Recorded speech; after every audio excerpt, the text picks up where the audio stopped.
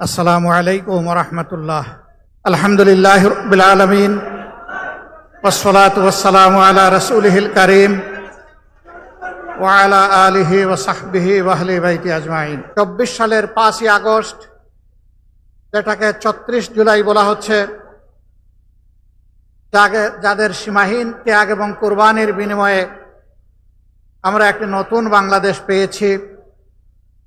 আমি এই যুগ যুগ ধরে যারা দেশ এবং জাতির জন্য, দ্বীন এবং ইসলামের জন্য শাহাদত বরণ করেছেন, তাদের সকলকে গভীর শ্রদ্ধার সাথে স্মরণ করছি। সেই সাথে যারা জাতীয় মুক্তির জন্য লড়াই করতে গিয়ে আহত হয়েছেন, পঙ্গু হয়েছেন, আমি তাদেরকে গভীর শ্রদ্ধার সাথে স্মরণ করছি। মহান রবের দরবারে আহত এবং পঙ্গু ভাই বোনদের পূর্ণ সুস্থতা কামনা করছি। সম্মানিত সুধীমণ্ডলী, আমরা খুবই কৃতজ্ঞ, আমরা অভিভূত যে আপনারা আমাদের দাওয়াত কবুল করে আপনাদের মূল্যবান সময় কুরবানি করে এখানে এসে হাজির হয়েছেন। এর ঋণ পরিশোধ করার শক্তি আমাদের নেই। মহান মাবুদের দরবারে দোয়া করি, আল্লাহ যেন আপনাদের এই ভালোবাসা, আন্তরিকতা এবং ত্যাগের উত্তম বিনিময় দুনিয়া এবং আখিরাত দুই জায়গায় দান করেন, এবং আল্লাহ তাআলা যেন আপনাদের মর্যাদাও বৃদ্ধি করে দেন। সম্মানিত সুধীমণ্ডলী, প্রিয় দেশের স্বাধীনতার এক এক করে ৫৩টি বছর কেটে গেল। এর মধ্যে ক্ষমতার অনেক হাত বদল হয়েছে। যে লক্ষ্য এবং উদ্দেশ্যকে সামনে রেখে, যে প্রত্যাশাকে সামনে রেখে প্রিয় দেশটি স্বাধীন হয়েছিল, সকলেই বলে যে আমরা সেই প্রত্যাশা পূরণ করতে সক্ষম হইনি। কেন হইনি? আজকে তার চুলচেরা বিশ্লেষণ করার অবকাশ নেই। শুধু সরল স্বীকারোক্তি হচ্ছে যে আমরা আমাদের প্রত্যাশা এবং প্রাপ্তিকে এক জায়গায় মিলাতে পারিনি। একটি ন্যায় ইনসাফের বাংলাদেশ, একটি বৈষম্যহীন বাংলাদেশ, একটি নিরাপদ বাংলাদেশ, এই এতটুকুই আমাদের চাহিদা ছিল। কিন্তু দুঃখের বিষয়ে চাহিদা পূরণ হয়নি। আমরা দেখছি সমাজের বিভিন্ন ক্ষেত্রে যুগ যুগ ধরে, শুধু আজকে নয়, অস্থিরতা চলে আসছে। যুগ যুগ ধরে এই সমস্ত অন্যায়, অপকর্ম এবং জুলুম চলে এসেছে। কোনো সময় মাত্রা একটু কম, কোনো সময় একটু বেশি। জুলুম কখনো বন্ধ হয়নি, এবং জুলুম থেকে জাতি মুক্তিও পায়নি। তার সবচেয়ে নিদারুণ শিকার হয়ে মাত্র 2 দিন আগে সারা বাংলাদেশের মানুষকে কাঁদিয়ে 8 বছরের একটা শিশু শব্দহীন চিৎকার দিয়ে বলে গেছে, লজ্জা, লজ্জা এই সমাজ, লজ্জা এই দেশ, লজ্জা এই জাতি। আমরা 8 বছরের একটা শিশুর ইজ্জতের নিরাপত্তা দিতে পারিনি। হ্যাঁ, রাষ্ট্রের পক্ষে এটি সম্ভব নয়। ঘরে ঘরে পুলিশ পাঠিয়ে এই ধরনের অপকর্মকে দমন করা বা বন্ধ রাখা রাষ্ট্রের জন্য সম্ভব। রাষ্ট্র যদি তার নাগরিককে সত্যিকারের মানবিক এবং সুশিক্ষা দিতে পারে, তাইলে সেই সুশিক্ষাই সমস্ত কুসংস্কার ঠেকিয়ে দিতে পারে। আমাদের অভাবটি হচ্ছে এই জায়গায়। আমাদের শিক্ষিত লোকের কোনো অভাব নেই, কিন্তু কি শিক্ষিত, কেউ অর্ধশিক্ষিত, কেউ অক্ষর জ্ঞান বঞ্চিত, আজকে আমরা একাকার হয়ে গিয়েছি। নৈতিক শিক্ষার অভাবেই এ অবক্ষয় দেখা দিয়েছে। মহান আল্লাহ তাআলার দরবারে দোয়া করি, আগামীর বাংলাদেশ যেন নৈতিক শিক্ষা নির্ভর একটি বাংলাদেশ হয়। শিক্ষা জাতির মেরুদণ্ড। মেরুদণ্ড মজবুত হলে, শক্তিশালী হলে জাতীয় শক্তিশালী হবে। এখন না আছে আমাদের নৈতিক মান, না আছে আমাদের জাগতিক মান। আমাদের শিক্ষা এখন অর্থহীন। আমরা একটা সার্টিফিকেট হাতে দেই আমাদের সন্তানদের, কিন্তু সেই সার্টিফিকেটের কোনো মর্যাদা নেই, কোনো ওজন নেই। আমরা এমন শিক্ষা এবং সার্টিফিকেট দেখতে চাই না। সেই বাংলাদেশটি আমাদের গড়া প্রয়োজন। এই বাংলাদেশের প্রত্যেকটা মানুষের হাত হবে দেশ গড়ার কারিগরের হাত, কর্মীর হাত, এবং এটি সম্ভব। দুনিয়ায় যত জাতি উন্নত হয়েছে তারা শিক্ষা দিয়ে উন্নত হয়েছে। আমি ব্যক্তিগতভাবে মনে করি এবং আমাদের দল বিশ্বাস করে, শিক্ষাকে যদি তার নৈতিক ভিত্তির উপর সর্বাধিক মানবিক এবং জাগতিক উৎকর্ষ দিয়ে গড়ে তোলা যায়, তাইলেই কেবল একটা সোনার বাংলাদেশ গড়ে তোলা সম্ভব। কারণ ওখান থেকে ওই মানুষটি বের হবে যিনি যত বড় শিক্ষিত হন, সমাজের যত বড় দায়িত্বপূর্ণ পদে অধিষ্ঠিত হন, তিনি একথা বিশ্বাস করবেন, আমার এই শিক্ষার পিছনে, বেড়ে ওঠার পিছনে, আজকের এই দায়িত্বে আসার পিছনে এদেশের প্রত্যেকটি মানুষের অবদান রয়েছে। গরিব ধনী নির্বিশেষে সমস্ত মানুষের ট্যাক্সের পয়সা দিয়ে আমি যে বিদ্যালয়ে লেখাপড়া করেছি, যে কলেজে লেখাপড়া করেছি, যে ইউনিভার্সিটিতে লেখাপড়া করেছি, সেই সবগুলার ইট, পাতন, নুড়ি, বালু, সিমেন্ট, রড সবগুলা কিনা হয়েছে। মিস্ত্রির হাত লেগেছে ওই ট্যাক্সের টাকা দিয়ে। সুতরাং আমি কেবল আমার পরিবারের নয়, আমি গোটা জাতির এবং গোটা জাতির কাছে আমার দায় রয়েছে। এই অনুভূতি যখন নাগরিকদের মধ্যে পয়দা হবে, তখন কারো অধিকার আর কারো দ্বারা লঙ্ঘিত হবে না। কিন্তু এই অনুভূতিটুকু সৃষ্টি না হওয়া পর্যন্ত অধিকার দোলন এবং লঙ্ঘন চলতেই থাকবে। সম্মানিত সুধীমণ্ডলী, আপনারা হয়তো সকলেই ছিলেন না, কিন্তু অনেকে ছিলেন 2023 সালে, নাকি 2024 সালে গেল রমজানে আমরা সোনারগাঁও হোটেলে ছোট্ট একটা আয়োজন করেছিলাম। আমরা আমাদের দলের নামেই বুকিং দিলাম। কর্তৃপক্ষ আমাদেরকে অনুরোধ করল, দেশের পরিবেশ পরিস্থিতির কারণে আপনাদের কাছে আমাদের একটু দুঃখ প্রকাশ করতে হচ্ছে। আমরা বললাম, কি সেই দুঃখ প্রকাশ? তারা বললেন, মেহরবানি করে আপনারা কোনো ব্যানার দিবেন না। আমরা বললাম, ঠিক আছে, আমরাই আমাদের ব্যানার আমরা দিব না। বললো, তাইলে আর কোনো অসুবিধা নেই। আমাদের ইফতার মাহফিল শুরু হওয়ার 3 ঘন্টা আগে পুলিশ পাঠিয়ে দিয়ে বলা হলো, আপনারা ইফতার মাহফিল করতে পারবেন না।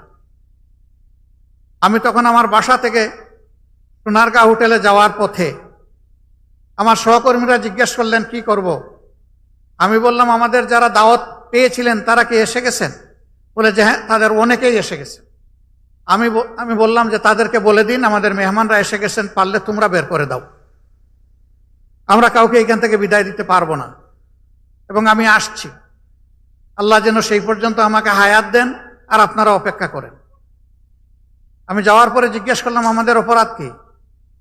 বলে যে স্যার, আপনাদের কোনো অপরাধের বয়ান আমরা দিতে পারবো না, আমরা প্রচন্ড চাপে আছি। আমি বললাম, সেই চাপটা কে দে? ওই যে উপর মহল থেকে। আমি বলি যে আমি কোনো উপর মহল মানি না, এটা আমার নাগরিক অধিকার। আমি কোনো অবৈধ পার্টি নয়, আমি কোনো নিষিদ্ধ পার্টি নয়, আমার এখানে অধিকার রয়েছে। আমার অধিকারের বলে এখানে আমরা আজকে দাওয়াত দিয়েছি মানুষকে, আর সেই দাওয়াত কবুল করে লোকেরা এসেছে। আমি শুধু অতীতের ফ্যাসিস্ট বাংলাদেশের একটি ছোট্ট উদাহরণ আপনাদের সামনে পেশ করলাম। এই ছিল আমাদের বাংলাদেশ। আমরা 13.5 বছর আমাদের কেন্দ্রীয় কার্যালয় সহ আমাদের সারা দেশে শত শত কার্যালয়ের একটাও আমরা খুলে কাজ করতে পারিনি। সবগুলা কার্যালয় আমাদের বন্ধ রাখা হয়েছিল। আপনারা জানেন, এক এক করে আমাদের 5 জন শীর্ষ দায়িত্বশীলকে, তৎকালীন আমিরে জামাত সহ, অত্যন্ত নির্মমভাবে পাশবিক কায়দায় মিথ্যা অভিযোগে তাদেরকে বিচারিক হত্যার মুখোমুখি করে ফাঁসিতে ঝুলানো হয়েছে। আরো 6 জনকে জেলের ভিতরেই মৃত্যুর দিকে ঠেলে দেওয়া হয়েছে। আর একজন মৃত্যু যন্ত্রণা কাঁধে নিয়ে, ঘাড়ে নিয়ে, বুকে নিয়ে তিনি এখনো বেঁচে আছেন। তিনি আমাদের ভাই এটিএম আজহারুল ইসলাম।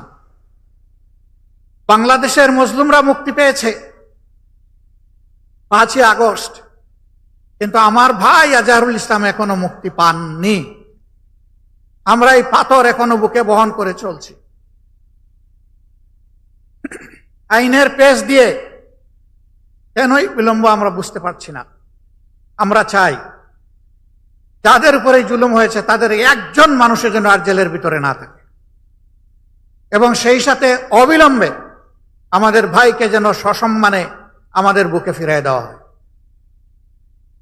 সম্মানিত ভাইরা, শুধু 11 জন দায়িত্বশীল নেতা নন, শত শত কর্মী নির্মমভাবে তাদেরকে হত্যা করা হয়েছে। অসংখ্য যুবককে থানায় ধরে নিয়ে থানার মেঝেতে শুয়ে পায়ে বন্দুক ঠেকিয়ে গুলি করে তাদের পা বিচ্ছিন্ন করে দেওয়া হয়েছে, হাত কেটে ফেলা হয়েছে, 2 চোখ তুলে নেওয়া হয়েছে, ঘর বাড়ি থেকে তাদেরকে তাড়িয়ে দেওয়া হয়েছে, গুম করা হয়েছে, চাকরি থেকে বিতাড়িত করা হয়েছে, ব্যবসা বাণিজ্য তছনছ করে দেওয়া হয়েছে, বোলডোজার দিয়ে আমাদের নেতৃবৃন্দের ঘর দুয়ার ভেঙে ছাতু বানিয়ে ফেলা হয়েছে। আমরা সেই কষ্টগুলা বুকে বহন করে চলছি। শুধু কি আমরা না, গোটা জাতি। সরকারের বিরুদ্ধে যাদেরই অবস্থান ছিল, ফ্যাসিবাদের বিরুদ্ধে যাদেরই অবস্থান ছিল, সেই সমস্ত রাজনৈতিক দল, ওলামায়ে কেরাম, প্রতিবাদী কণ্ঠ, সাংবাদিক বন্ধুগণ, কাউকেই তারা ছাড় দেয়নি।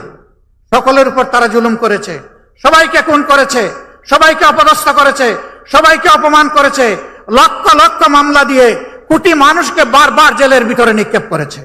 আমরা চাই এই অন্ধকার যুগ আওয়ামী জাহিলিয়াত আর বাংলাদেশে ফিরে না আসুক। আফসোস, এই দলটি দেশের সব কিছুর তারা ঠিকাদারি গ্রহণ করেছিল।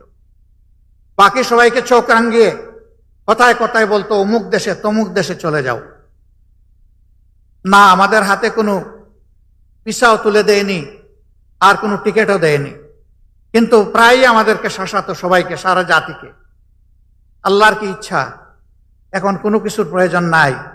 পিছনের দিকে তাকানোরও সময় ছিল না, দুপুরের ভাত খাওয়ারও সময় হয়নি। দেশ ছেড়ে তারাই বরঞ্চ চলে গিয়েছেন। আমরা যাব না কোথাও।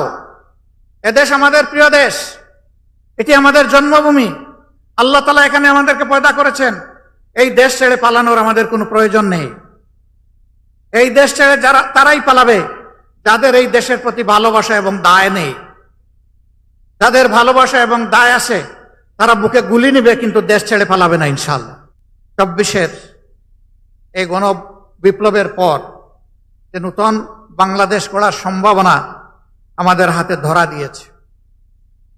আমরা দল, ধর্ম, জাতি নির্বিশেষে সকলের কাছে আহ্বান জানাই, আসুন জাতীয় স্বার্থের জায়গাটায় আমরা এক হয়ে যাই। আমাদের মতের ভিন্নতা থাকবে, মত পার্থক্য থাকা এটা কোনো অপরাধ নয়, বরঞ্চ এটি একটা গণতান্ত্রিক সমাজের সৌন্দর্য। আমাদের মত পার্থক্য যেন মত বিরোধে রূপান্তরিত না হয়। আমরা মত পার্থক্যকে ওয়েলকাম করি, কিন্তু আমরা মতবিরোধ চাই না। আমরা যার যার জায়গায় যার যার নীতি পলিসি, দেশকে গড়ার আমাদের স্বপ্ন এবং পরিকল্পনা আমরা জাতির সামনে তুলে ধরব।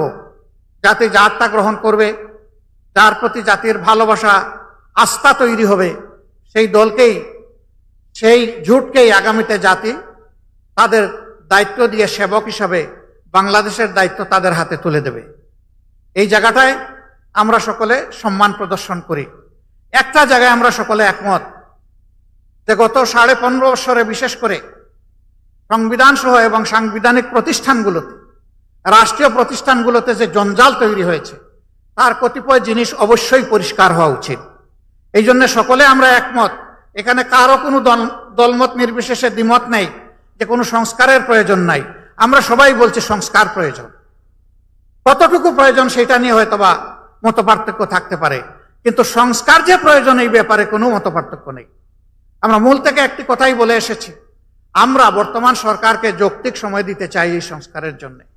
যৌক্তিক সময় মানে অযৌক্তিক সময় কাটানো নয়, আবার যৌক্তিক সময় মানে চাপ দিয়ে হুড়াতাড়া করাও নয়।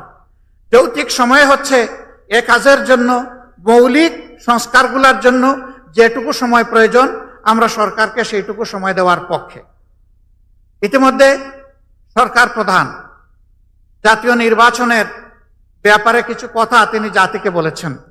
আশা করি অবিলম্বে তিনি বিষয়টা আরো স্পষ্ট করবেন, তাহলে জাতি এই ব্যাপারে আরো আশাবাদী হবে, আরো আস্থাশীল হবে এবং নিজেদের নির্বাচনী পরিকল্পনা সাজানোর সুযোগ প্রত্যেকটি দল পাবে, আমরা এটা আশা করি।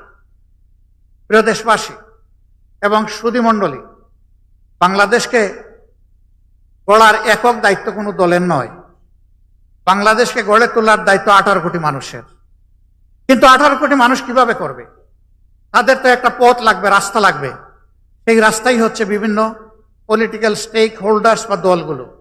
তাদের মাধ্যমেই জনগণ সংগঠিত হয় এবং তাদের আস্থা, তাদের ভাবনা জাতীয় জীবনে তারা তুলে ধরে। রাজনৈতিক এই দলগুলার কাঁধে এখন গুরুদায়িত্ব বর্তিয়েছে। 53 বছর যেভাবে জঞ্জাল নিয়ে আমরা চলেছি, আগামীতে আমরা যেন একটা জঞ্জালমুক্ত সমাজ গড়ে তুলতে পারি, সেইভাবেই সকল রাজনৈতিক দল এবং জোট তারা কর্মসূচি পরিকল্পনা সাজাবেন আমরা আশা করতে চাই। আমরা এমন একটি বাংলাদেশ চাই, এই বাংলাদেশে আসিয়ারা আর 18 কোটি মানুষকে কাঁদাবে না। আমি আজকেই জানতে পারলাম, এটা আমার জানার সীমাবদ্ধতা হতে পারে, বরগুনায় 12 বছরের একটি মেয়েকে, একটি হিন্দু পরিবারের একটা মেয়েকে ধর্ষণ করা হয়েছে। ধর্ষকদের বিরুদ্ধে বাবা মামলা করেছেন। আসামিরা এই 2-3 দিনের ভিতরে মামলা করার সাথে সাথেই বাবাকেও খুন করেছে। এ কোন বাংলাদেশ? এই বাংলাদেশ তো 18 কোটি মানুষ চায় না। এই পশুত্বকে বদলে দিয়ে আমরা একটা মানবিক বাংলাদেশ চাই। এবং আমরা বিশ্বাস করি, মানুষ যদি আল্লাহকে ভয় করে, মানুষ যদি আল্লাহকে ঠিকমতো ভয় করে, তাহলে মানবিক বাংলাদেশ গড়ে তোলা সম্ভব। কোরআন নাজিলের এই মাসে আমরা এও বিশ্বাস করি, আল্লাহর দেওয়া কোরআনের বিধানই হচ্ছে সমাজের জন্য সর্বোত্তম বিধান। এই বিধানের ভিত্তিতেই আগামীর মানবিক বাংলাদেশ গড়ে উঠুক, সেই প্রত্যাশা ব্যক্ত করে আবারও আপনাদের প্রতি কৃতজ্ঞতা জানিয়ে আমার কথা এখানেই শেষ করছি।